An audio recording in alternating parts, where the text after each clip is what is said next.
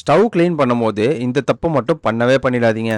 ரீசெண்டாக stove clean பண்ணுறேன்னு சொல்லி ஒரு பெரிய பிரச்சனை பண்ணிட்டேன். அது என்னென்னா, யாராவது பர்னரில் தண்ணி படுற மாதிரி க்ளீன் பண்ணுவாங்களா?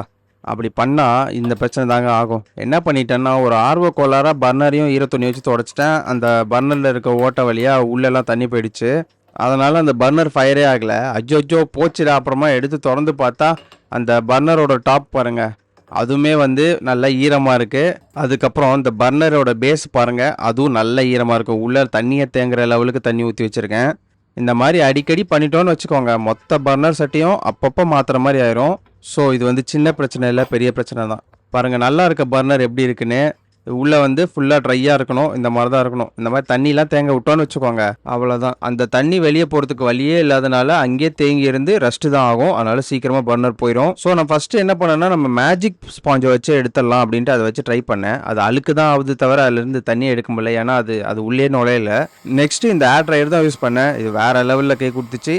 5 minutes மேக்ஸிமம் செட்டிங் போட்டு நல்ல ஹீட்டில் ஏர் ப்ளோ பண்ணனா அதில் இருக்க வாட்டர்லாம் எவாப்ரேட் ஆகிடுச்சு, நல்லா க்ளீன் ஆகிடுச்சு. நீங்களே பாருங்கள் அது எப்படி இருக்குன்னு.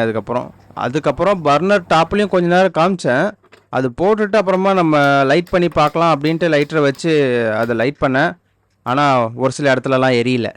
சரி, அட்லீஸ்ட் ஃபயராக ஆச்சு. ஃபஸ்ட்டு அது கூட ஆகலை. நெக்ஸ்ட்டு இந்த பர்னர் தான் ரொம்ப மோசமாக அடி வாங்கியிருக்கு. இதில் வந்து கொஞ்சம் எண்ணெய் பிஸ்கெலாம் இருக்குது, அதுவும் போல்.